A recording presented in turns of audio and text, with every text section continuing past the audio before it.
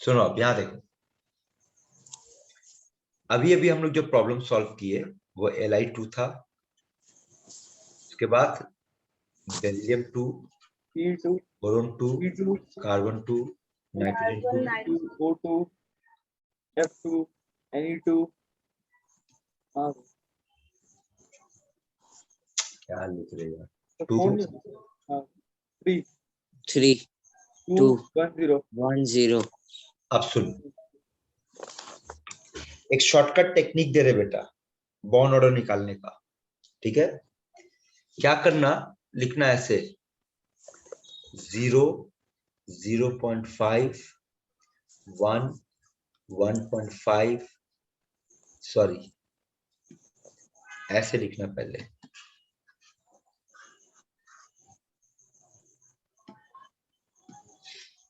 आठ, 9, 10, 11, 12, 13, 14, 15, 16, 17, 18, 19 और 20।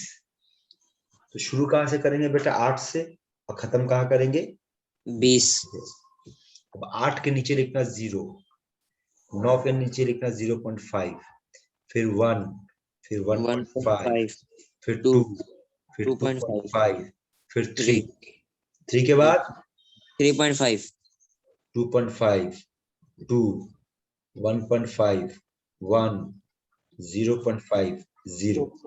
वो लॉजिक क्या बनता है? सर 3 से बड़ा नहीं होगा सर. 3 से बड़ा नहीं होगा, है ना? पिछले क्लास में पढ़े थे।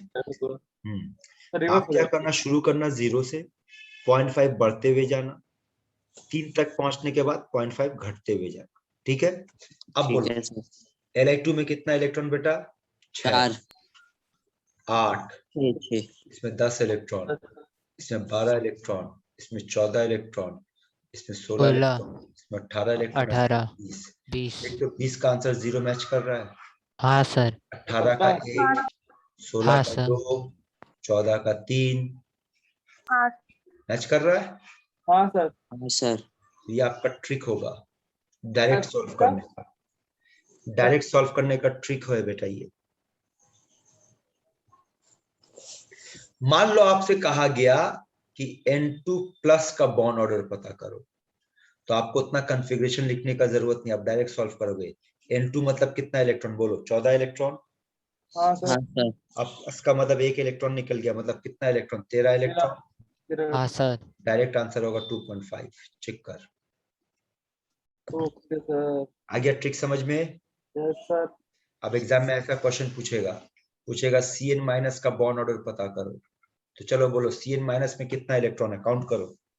कार्बन का 6, 6, नाइट्रोजन का 7, 7, 13, 13, और एक माइनस का मतलब 12, 14, 14, सॉरी, तो 14 का बॉन्ड ऑर्डर 3। 3. 3. आप लोग बताओ CO का बॉन्ड ऑर्डर बताओ। कार्बन का 6, सर 2. ऑक्सीजन का 8, 14. सर 3 ही होगा. 3 होगा, बिल्कुल सही। कार्बन का 6, ऑक्सीजन का 8, टोटल मिला के 14, 14 में 3 आ रहा. 14 का 3 होगा। आ गया समझ में बेटा तरीका? हाँ सर. तो ये हो गया हाँ ट्रिक सर, शॉर्टकट डायरेक्ट निकालने का। प्रैक्टिस कीजिएगा इसको, आप लोग तरीका बता दिए, वीडियो भेज देंगे, प्रैक्टिस कीजिएगा। और अब आगे का पढ़ाई शुरू करते हैं। सुनो ध्यान से बेटा लोग,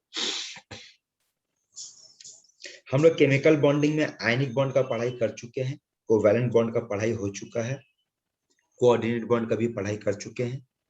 मेटेलिक बॉन्ड यहाँ नहीं पढ़ेंगे बेटा, किसी और चैप्टर में पढ़ेंगे, क्लास 12 में पढ़ाएंगे आप लोगों को मेटेलिक बॉन्ड के बारे में।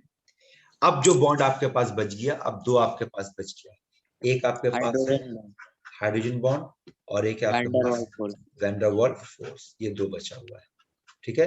तो अब हम लोग पढ़ाई हाइड्रोजन बॉन्ड पे करने जा रहे हैं। समझ में आ गया बेटा क्या पढ़ने जा रहे हैं?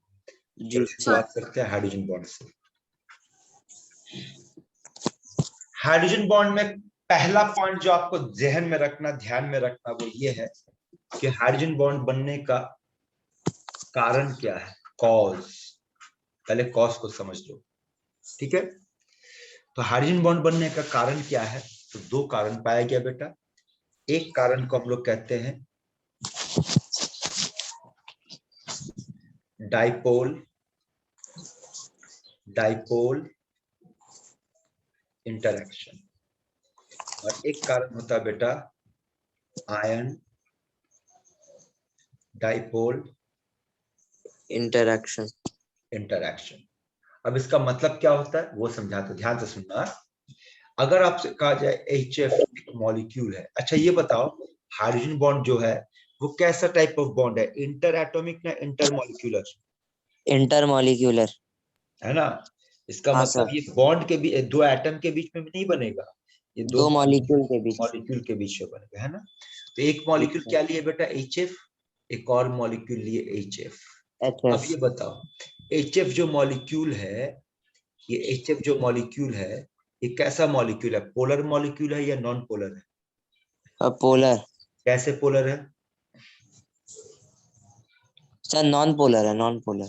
अबे गधा, पहले आंसर सही बोला था। पोलर। पोलर है बेटा, पोलर है, पोलर है। कैटायन और एनायन। आप फिर से भूल रहे बेटा, देखो फिर गलती कर गए।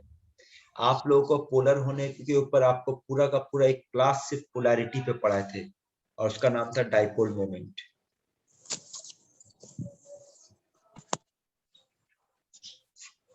देखो फिर से समझो, यहां ध्यान दो, बोलो HF में ये तो कोवैलेंट बॉन्ड बना, है ना। हाँ अब सर। HF में कौन ज्यादा इलेक्ट्रोनेगेटिव है? फ्लोरीन। फ्लोरीन। तो फ्लोरीन का ज्यादा फ्लोरीन, है ना। तो फ्लोरीन ज्यादा इलेक्ट्रोनेगेटिव होने की वजह से फ्लोरीन के ऊपर एक छोटा सा नेगेटिव चार्ज डेवलप होगा डेल्टा माइनस, और हाइड्रोजन के ऊपर एक छोटा सा पॉजिटिव चार्ज डेवलप होगा डेल्टा प्लस। और यही प्लस माइनस चार्ज रिप्रेजेंट कर रहा है कि मॉलिक्यूल जो है वो पोलर है। आपको हम समझाए थे, एक लॉजिक दोबारा सुन। आपको हम बताए थे कि वो मॉलिक्यूल पोलर होगा जिसका दो पोल होगा, एक पॉजिटिव पोल होगा एक नेगेटिव पोल होगा। बोलो याद आ रहा है? हाँ सर। हाँ, है ना। तो HF हाँ। कैसा मॉलिक्यूल है बेटा? आप बोलोगे सर ये पोलर है। हाँ सर। क्यों पोलर है? आप बोलोगे सर इसका दो पोल दिख रहा है, एक पॉजिटिव पोल एक नेगेटिव पोल दिख रहा है बेटा। नेगेटिव। हाँ सर। इसी दो पोल को डाइपोल कहेंगे बेटा। तो क्या यहाँ पे डाइपोल है? हाँ सर। है। क्या ये डाइपोल है? हाँ सर। है। अब डाइपोल का चार्ज देख ले, ये प्लस है ये माइनस है, ये प्लस है ये माइनस है, और इस माइनस प्लस के बीच में एक इंटरैक्शन काम करेगा, इसी इंटरैक्शन का नाम होगा हाइड्रोजन बॉन्ड। ठीक है सर। ये फंडामेंटल है। अब ये बताओ यहाँ पे जो हाइड्रोजन बॉन्ड बना किसके इंटरैक्शन से बना? तो आप बोल सकते हैं कि सर यहाँ पर डाइपोल और डाइपोल दोनों आपस में इंटरैक्ट किया, इसलिए इसको नाम दिया गया डाइपोल डाइपोल इंटरैक्शन। क्लियर कर बेटा? हाँ सर। हाँ सर। ठीक है, आगे बढ़े। हाँ सर। अब दूसरा मामला देखो। हाँ सर। ये क्या है, डाइपोल है या आयन है? F minus ion. आयन है ना। और अगर आपके सामने रखते एक और चीज HF, ये डाइपोल है या आयन है?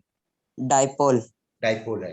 और इस डाइपोल में हाइड्रोजन है डेल्टा प्लस और फ्लोरीन है delta minus. Delta minus. Fluorine का माइनस और हाइड्रोजन के प्लस के बीच हाइड्रोजन में का एक डेल्टा प्लस इंटरैक्शन होगा, इंटरैक्शन इस करेगा। इंटरैक्शन का नाम ion and dipole dipole interaction. नाम से ही समझ लो। पिक्चर क्लियर हो रहा है बेटा? देख लो आप। हाँ हाँ सर। हाँ सर। सर। ठीक है। तो अगर आपसे हाँ पूछे कि सर। कारण क्या है, हाइड्रोजन बॉन्ड का वजह क्या है, रीजन क्या है, तो रीजन आप दो बताओगे।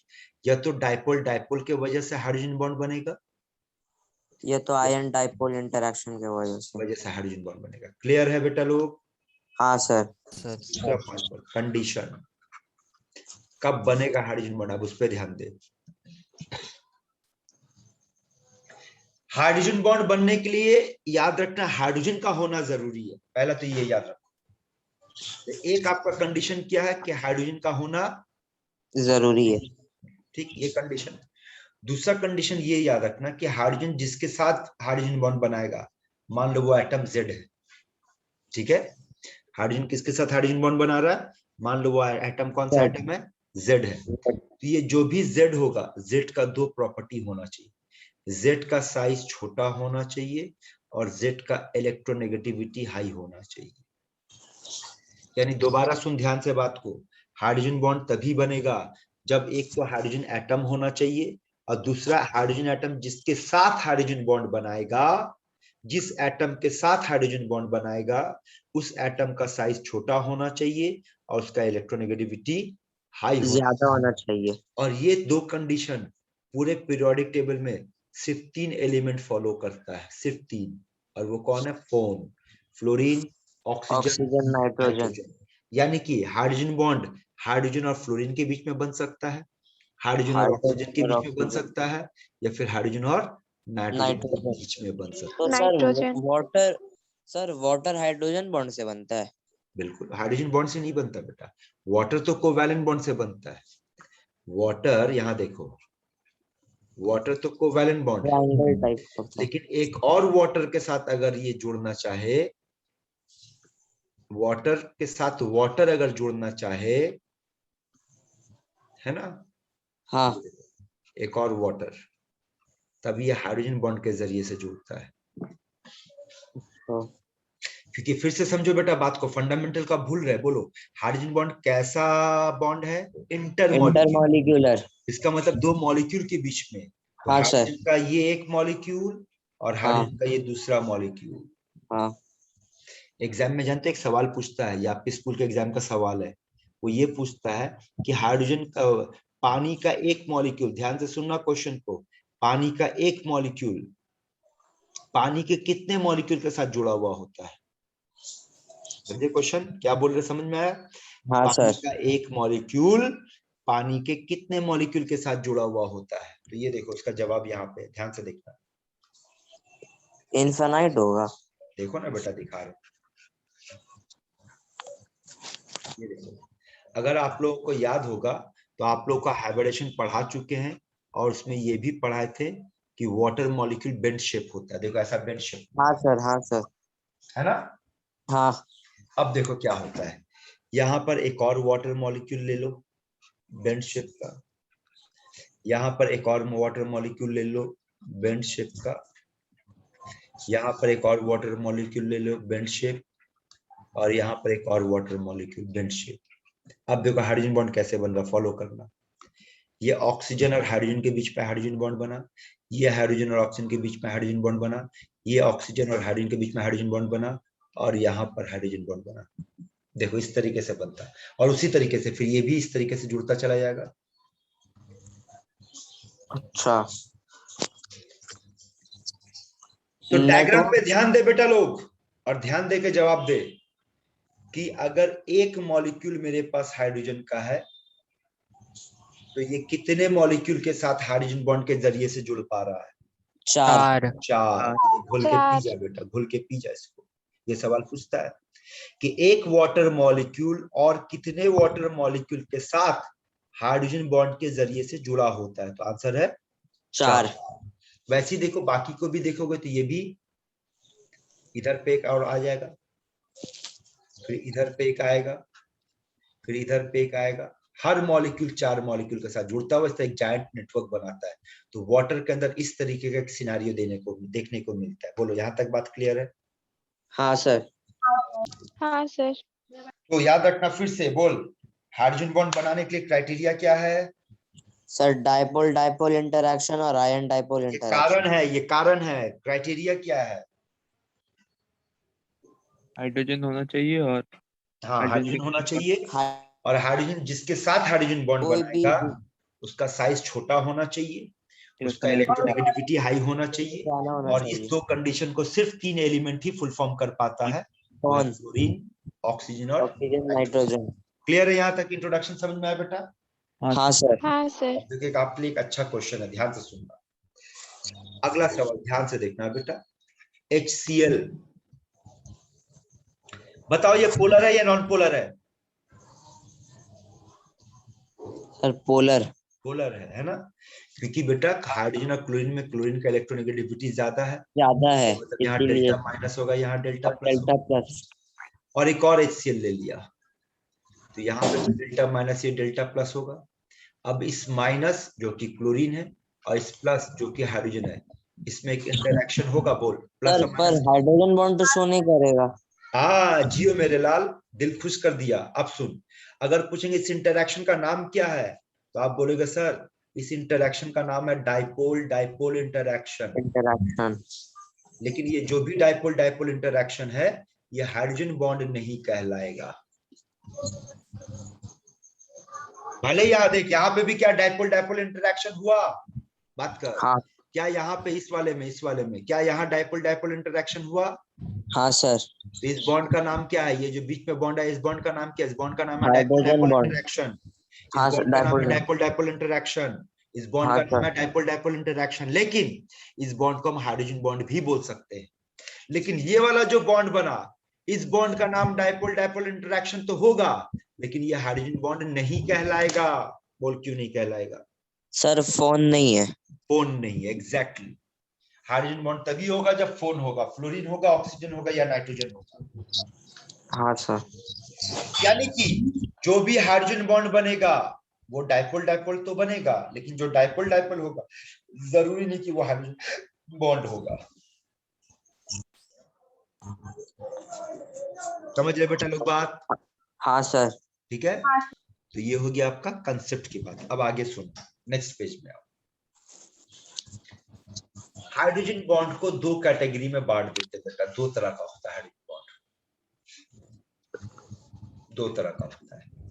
एक को हम लोग कहते हैं इंटर, लैंग्वेज पे ध्यान देना।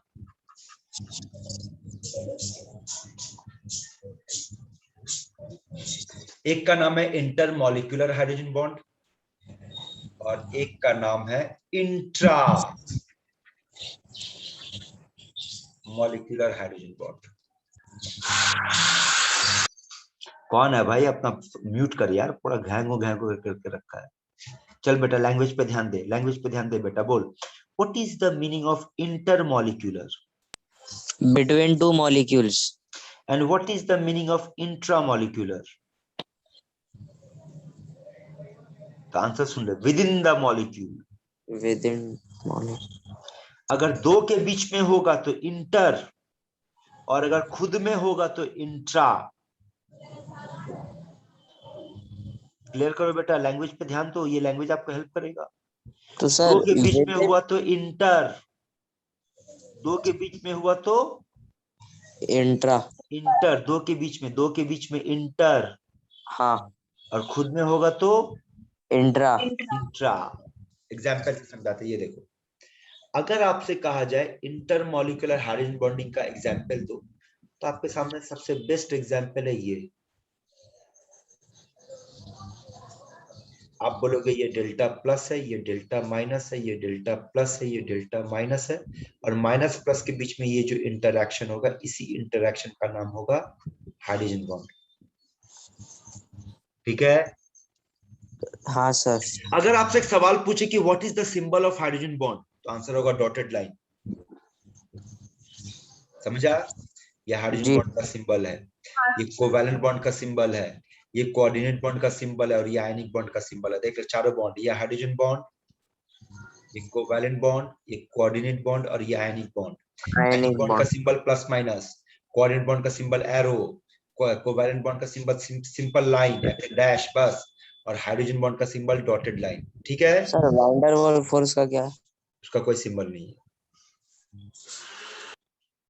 ठीक है बेटा, यहां तक समझ गया सिंबल का खेल? हाँ सर। हाँ अब सर। आओ, अब आओ, अब आओ। इंट्रामोलिक्यूलर का एग्जाम्पल जो है, ये देखो। सर बोलो। सर आपका नोट्स में इंटर मॉलिक्यूल एक है और एक और भी इंटर मॉलिक्यूल है hydrogen bond chelation with in the molecule लिखा हुआ है। तो एक इंटर एक इंट्रा है बेटा। ठीक है सर। अगर वो इंटर लिखा हो तो मिसप्रिंट होगा। ध्यान से देखो, समझाते हैं, यहाँ पे ध्यान दो ना। इस मॉलिक्यूल को सैलिसाइलिक एसिड कहते हैं। अब अभी आपका ऑर्गेनिक का नॉलेज नहीं है बेटा, तो कोई बात नहीं, अभी जानकारी के हिसाब से देख लो इस मॉलिक्यूल को क्या कहते हैं, सैलिसाइलिक एसिड। अब ध्यान से देखना, ये सैलिसाइलिक एसिड का स्ट्रक्चर को दोबारा ड्रॉ कर, फॉलो करना है।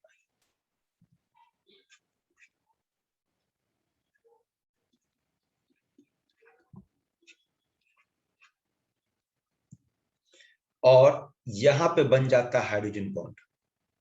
एक तो समझ में आ रहा? हाँ सर। अब बोल, यहाँ हाइड्रोजन बॉन्ड क्या दो मॉलिक्यूल के बीच में बना? हाँ, दो मॉलिक्यूल के बीच। कहाँ दो मॉलिक्यूल बेटा? दो एटम्स के बीच में बना। ये तो अपने आप में पूरा एक मॉलिक्यूल है ना? हाँ हाँ सर। हाँ, तो बोल, क्या ये दो मॉलिक्यूल के बीच में बना? नहीं सर। तो किस में बना? खुद में ही बना लिया। हाँ। तो जब खुद में बना लेगा तो नाम इंट्रा, और जब दो के बीच में बनेगा तो नाम इंटर। Inter molecular. क्लियर कर, पहले लैंग्वेज पे क्लियर कर। क्लियर है? हाँ सर। अब आगे की लैंग्वेज बता रहे, सुन। केमिस्ट्री में अगर ये वर्ड लिखा जाए सेलेशन, तो सेलेशन का मतलब होता है रिंग फॉर्मेशन। और अगर केमिस्ट्री में ये वर्ड लिखा जाए शेलेट, तो शेलेट का मतलब होता है रिंग। ये लैंग्वेज याद रखिएगा। तो स्क्रीन पे आपके सामने जो डायग्राम है, डायग्राम पे ध्यान देना और ध्यान देकर के समझना। क्या इंट्रामॉलिक्यूलर हाइड्रोजन बॉन्डिंग बनने के बाद कोई रिंग दिख रहा आप लोगों को? हाँ सर। तो बोलेगा हाँ सर, ये देखिए, ये वाला पूरा एक रिंग बन गया,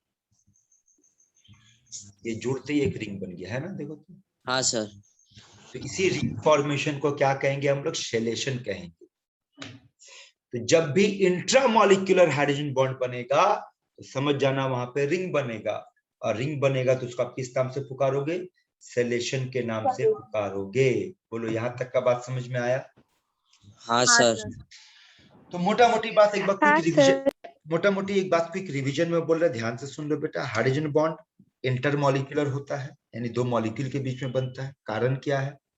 कारण है डाइपोल डाइपोल इंटरैक्शन या ion dipole ion interaction. Dipole interaction. Condition क्या है? कंडीशन है या तो हाइड्रोजन एटम का एक होना होना चाहिए, जरूरी है। और हाइड्रोजन एटम के अलावा जो दूसरा एटम होगा जिसके साथ बनेगा उसका साइज छोटा होना साइज चाहिए, स्मॉल होना चाहिए और उसका इलेक्ट्रोनेगेटिविटी ज्यादा होना इलेक्ट्रोनेगेटिव। चाहिए। और ये कंडीशन को सिर्फ तीन एलिमेंट फुलफिल करता है, वो है फ्लोरीन, कौन? Oxygen, nitrogen, foam. आगे का बात आपको याद रखना कि हाइड्रोजन बॉन्ड दो तरह का होता है, एक इंटर मॉलिक्यूलर यानी दो मॉलिक्यूल के बीच में बनेगा, और एक इंट्रा मॉलिक्यूलर यानी कि खुद में ही बना लेगा। With in hydrogen with in. Clear है यहाँ तक की बात? जी सर। अब आगे सुनो।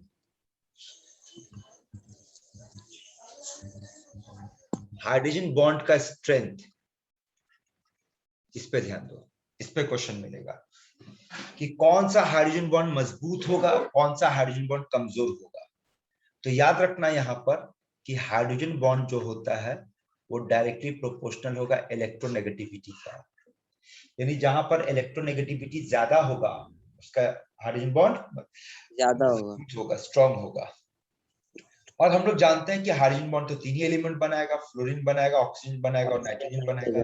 बोल, पीरियोडिक टेबल में पढ़ा चुके, बोल इन तीनों में सबसे ज्यादा इलेक्ट्रोनेगेटिव कौन?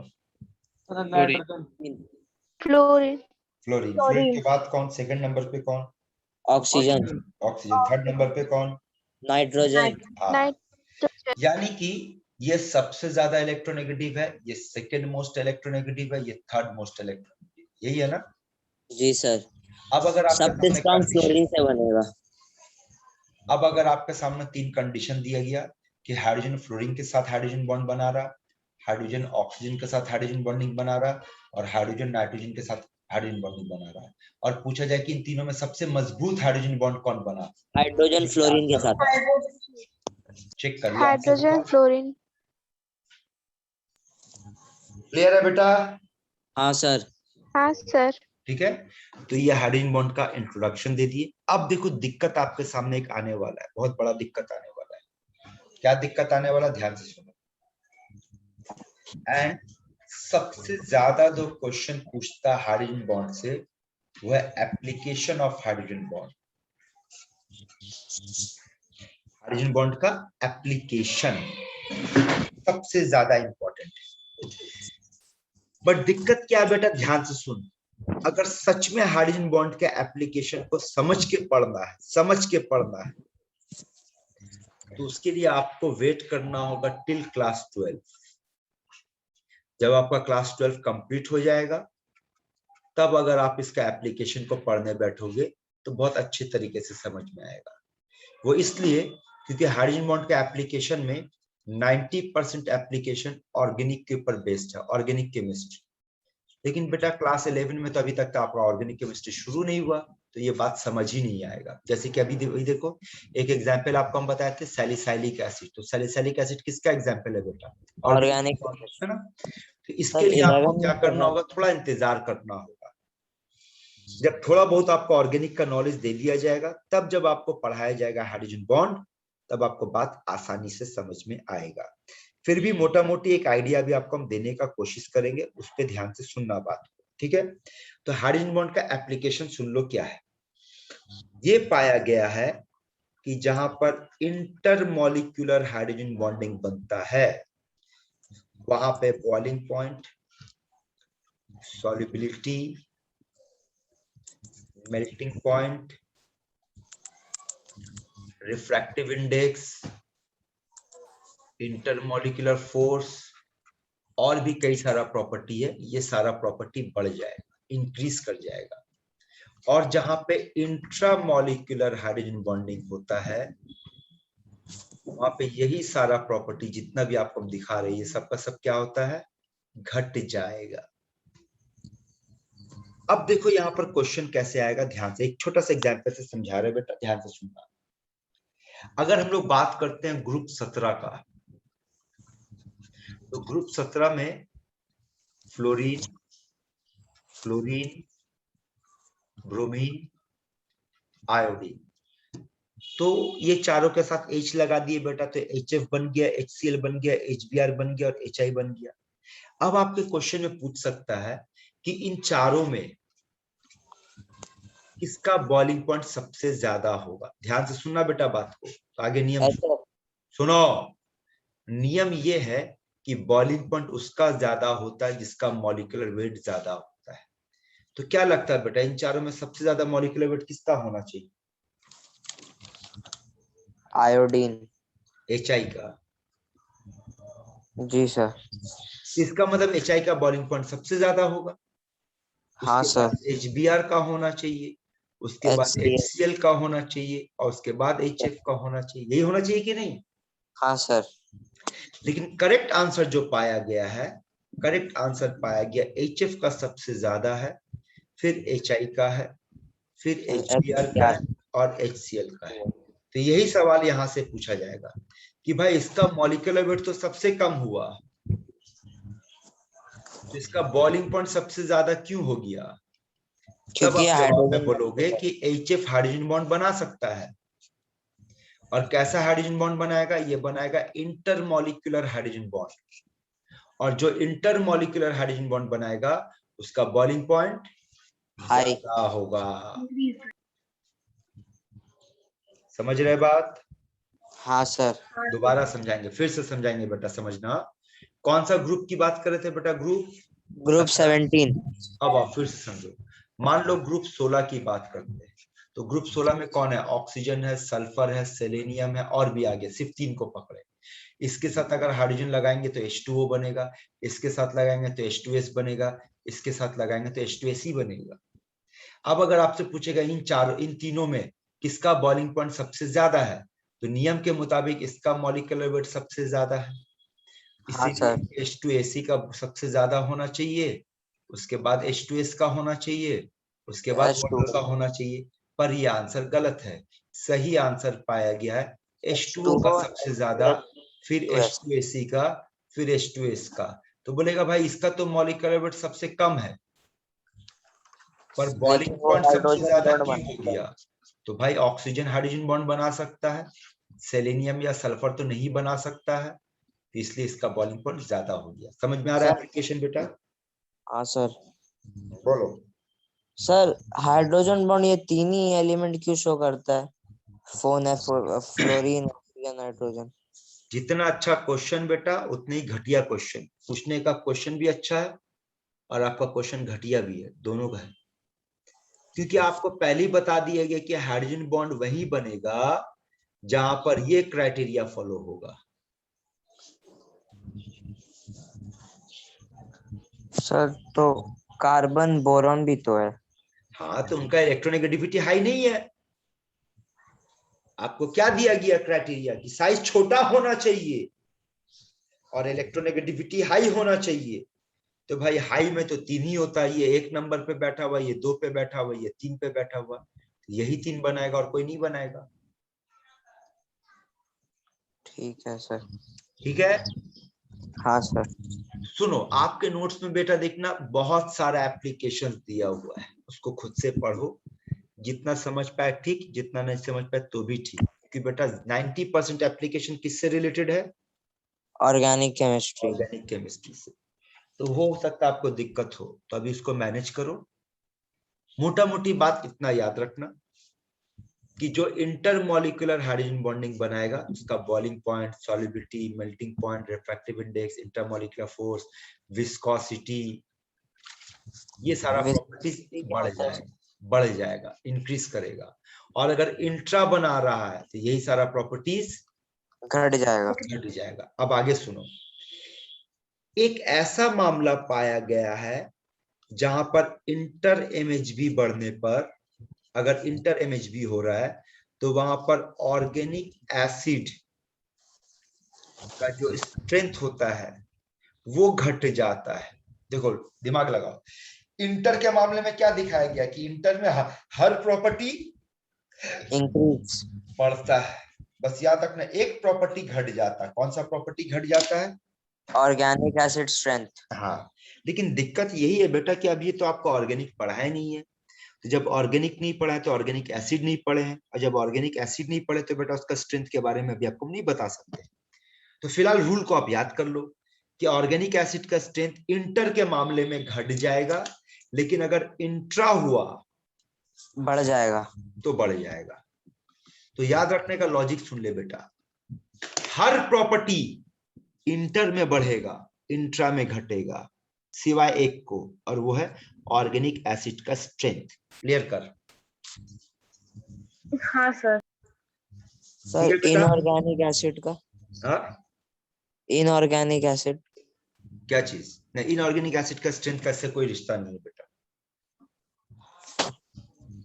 तो ये रूल है। फिर से देखो, तुम्हारे लैंग्वेज में समझा रहे बेटा। बोल बेटा, क्या इससे पहले आप लोग हाइड्रोजन बॉन्डिंग पढ़े बेटा? नहीं सर। पहली बार पढ़ रहे हो? हाँ सर। पहली बार पढ़ाई का नाम? हाँ सर। फंडामेंटल। और फंडामेंटल पे ज्यादा दिमाग नहीं लगाना, जो रूल्स आपको बताएंगे उसको याद रखना। जैसे जैसे आगे बढ़ोगे देखना सारा फंडामेंटल क्लियर होता चला जाएगा। यहाँ तक का बात समझ में आया बेटा आप लोगों को? हाँ सर। अब आओ आगे बात करते हैं। तो ये था हाइड्रोजन बॉन्ड। तो हाइड्रोजन बॉन्ड में क्या क्या पढ़ना, ध्यान से सुन ले। हाइड्रोजन बॉन्ड का कारण क्या है, कॉज पढ़ेगा। हाइड्रोजन बॉन्ड का कंडीशन पढ़ेगा, हाइड्रोजन बॉन्ड का टाइप पढ़ेगा, और हाइड्रोजन बॉन्ड का एप्लीकेशन पढ़ेगा। यही 4 है बेटा, और कुछ नहीं पढ़ना आप लोगों को। ठीक है, अब आओ आखिरी पड़ाव पे चलते हैं। और आखिरी पड़ाव हमारा क्या था? Van der Waals force. Waals force. अब सुनो, वैन डर वाल्स फोर्स 5 तरह का होता है, 5 तरह का। अब ये पांचों का नाम सुन लो क्या क्या है, उसके बाद उसका ये दिखा देगा। Van der Waals force 5 minute का खेला बेटा, इससे ज्यादा नहीं पूछता यहाँ पे कुछ। पहला नाम है, पहला जो टाइप है उसका नाम है डाइपोल। Dipole interaction. दूसरा नाम है आयन। Dipole interaction.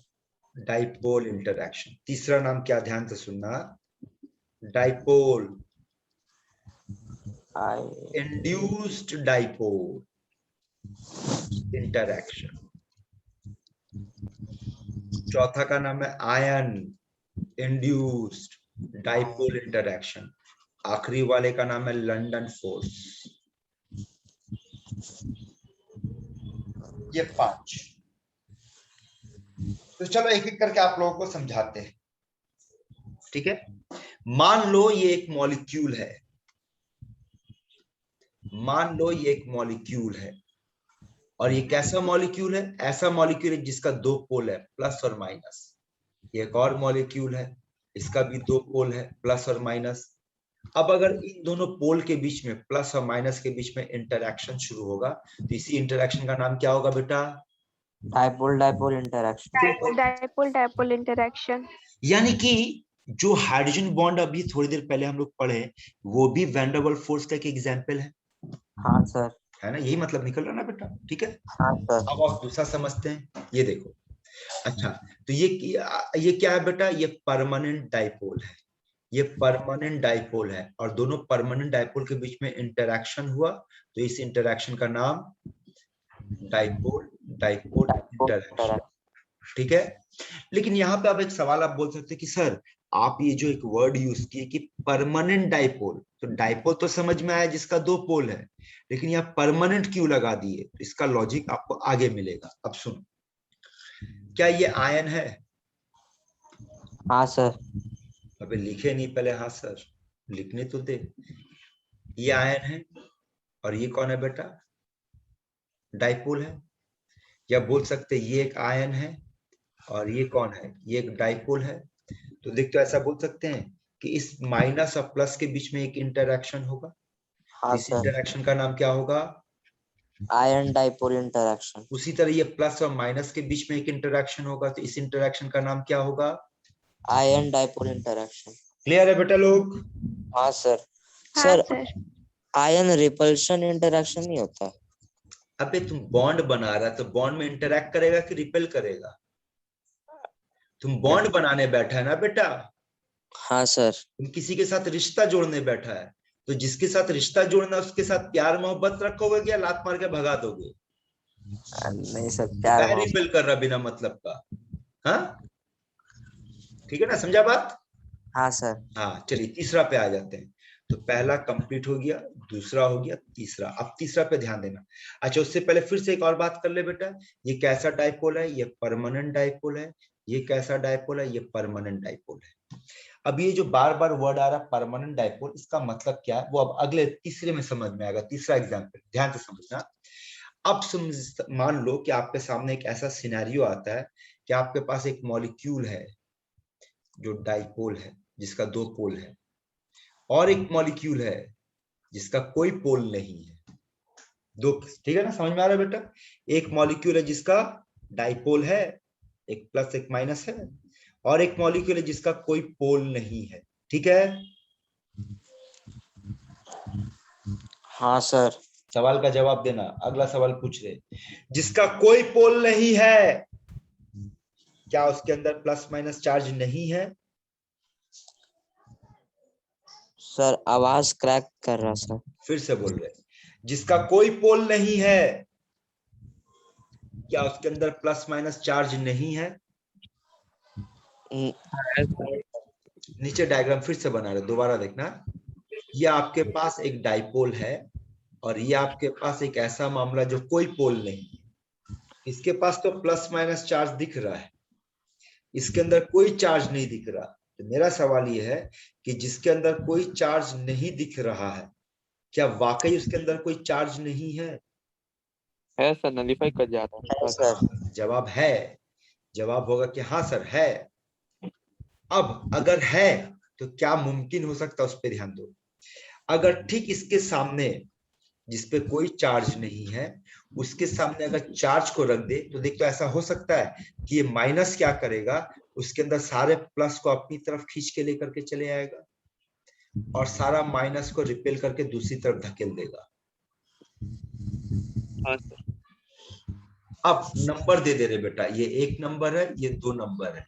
सवाल का जवाब देना, क्या एक नंबर डाइपोल है? हाँ सर। हाँ सर। हाँ क्या सर। दो नंबर डाइपोल है? हाँ हाँ सर। सर। हाँ, लेकिन तुम बोलेगा सर डाइपोल नहीं था, पहले नहीं था, हाँ। लेकिन जब उसके सामने एक दूसरा डाइपोल को रखे तो वो डाइपोल बन गया। हाँ सर। अब लॉजिक से बताना, एक और दो में कौन परमानेंट डाइपोल होगा, कौन टेम्पररी डाइपोल होगा? एक नंबर परमानेंट, दो नंबर टेम्पररी। एक एक परमानेंट नंबर डाइपोल। परमानेंट। क्योंकि दो नंबर जो है बेटा, अब सोचो अगर ये परमानेंट डाइपोल को यहां से हटा दे तो ये टेम्पररी डाइपोल मोमेंट खत्म हो जाएगा। हाँ सर। हाँ यानी सर। कि टेम्पररी डाइपोल मोमेंट तभी तक वजूद में रहेगा, एग्जिस्टेंस में रहेगा, जब तक उसके सामने परमानेंट डाइपोल रहेगा, ठीक है। अब इसके बाद, हाँ सर। अब इसके बाद क्या यहाँ पे माइनस और प्लस के बीच में इंटरैक्शन पॉसिबल है, इस माइनस इस प्लस के बीच में? हाँ सर। सर इस इंटरैक्शन का नाम क्या होगा? Dipole induced dipole. इंड्यूस का मतलब पैदा करना। तो एक डाइपोल अपने सामने वाले में दूसरा डाइपोल को पैदा किया, हाँ और सर। फिर इंटरैक्शन हुआ। तो इस इंटरैक्शन का नाम होगा, नाम में ही सब कुछ छिपा हुआ बेटा। नाम पे ध्यान से देखो, पूरा बात अपने आप समझ में आ जाएगा। देखो ऊपर से एक बार दोबारा देखना शुरू करो। Dipole dipole interaction, ion dipole interaction, dipole induced dipole. देखो इन तीनों में सब कुछ बात समझ में आएगा, नाम में ही सब कुछ छिपा हुआ है। हाँ सर। क्लियर है?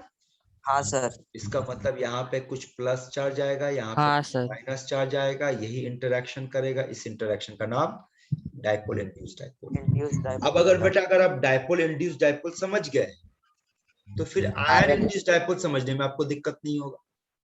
हाँ चलो सर। देखते हैं, बात करते हैं। अब सवाल का जवाब देना।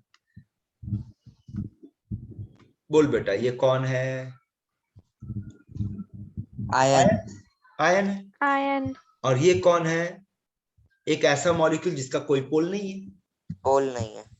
लेकिन जैसे ही आयन के सामने इसको रखेंगे तो आयन क्या करेगा? नेगेटिव वाला क्या, प्लस को अपनी तरफ खींच लेगा, माइनस को धकेल देगा दूसरी तरफ।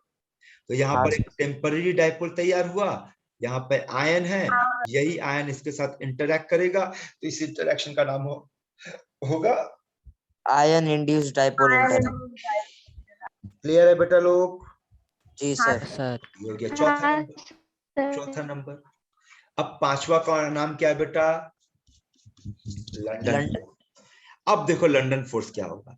एक ऐसा मॉलिक्यूल जिसका कोई पोल नहीं है, एक और मॉलिक्यूल जिसका कोई पोल नहीं है, इसके बीच में जो इंटरैक्शन होगा उसका नाम होगा London force.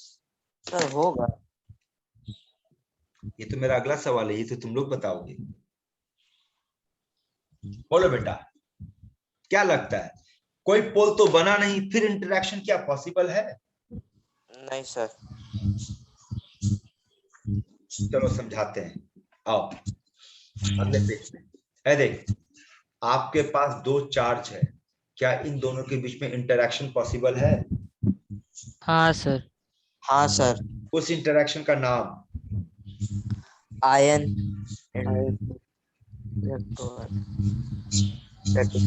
Let's come to physics. अब थोड़ा सा फिजिक्स पे पढ़ाई करते हैं बेटा। बोलो, क्या ये इंटरैक्शन का नेचर इलेक्ट्रोस्टैटिक होगा? हाँ सर। है ना, इलेक्ट्रोस्टैटिक होगा। अगला सवाल, आपके पास दो बॉडी है, कोई चार्ज नहीं है, ना इसके पास कोई चार्ज है ना इसके पास कोई चार्ज है, क्या इन दोनों में कोई इंटरैक्शन पॉसिबल है? नहीं सर। Gravitational force. हाँ सर। हाँ सर। है ना?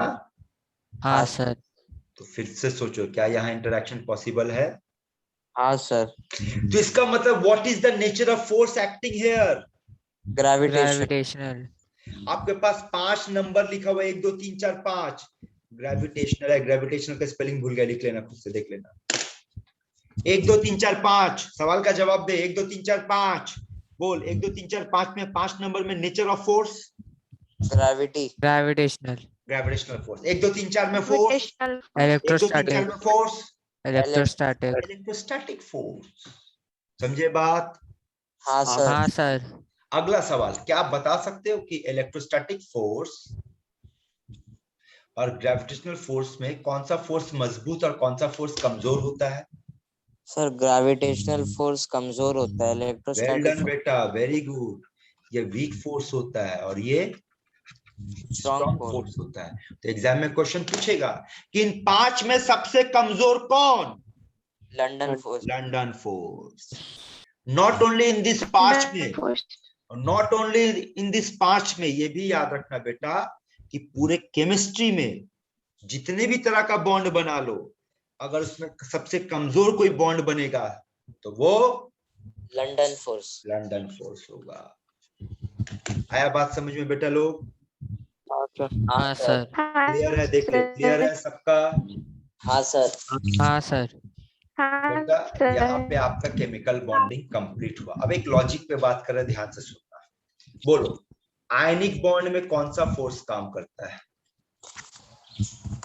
इलेक्ट्रोस्टैटिक। इलेक्ट्रोस्टैटिक बोलेगा फोर्स। सर आयनिक बॉन्ड में प्लस माइनस होगा तो इलेक्ट्रोस्टैटिक फोर्स काम करेगा, है ना?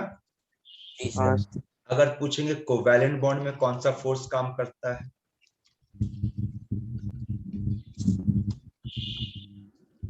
इलेक्ट्रोस्टैटिक। यहाँ भी इलेक्ट्रोस्टैटिक फोर्स काम करेगा क्योंकि कोवैलेंट बॉन्ड में डेल्टा प्लस डेल्टा माइनस काम करता है ना बेटा?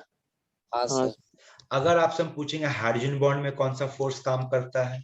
इलेक्ट्रोस्टैटिक। बोलेगा सर हाइड्रोजन बॉन्ड में भी हम लोग प्लस और माइनस के बीच में इंटरेक्शन देख रहे थे, तो यहाँ पे भी इलेक्ट्रोस्टैटिक फोर्स काम करता है ना? हाँ अब अगर हम पूछेंगे वैन डर वाल्स फोर्स में कौन सा फोर्स काम करता है? इलेक्ट्रोस्टैटिक। प्लस ग्रेविटेशनल भी काम करता है।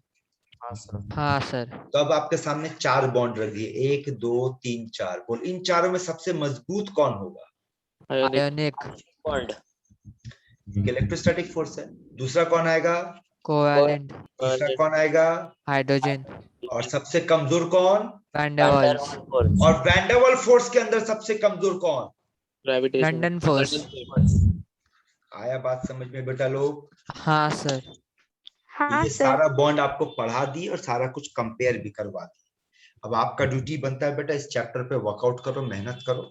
यहाँ पे केमिकल बॉन्डिंग चैप्टर हमारा कंप्लीट हुआ। अगले क्लास में डाउट से शुरू करेंगे, अपना पढ़कर आइए, जो भी डाउट्स होगा उसको डिस्कस करेंगे और अगले क्लास में नया चैप्टर शुरू करेंगे। सर नोट्स में तो बहुत कुछ लिखा हुआ है। तो मेरा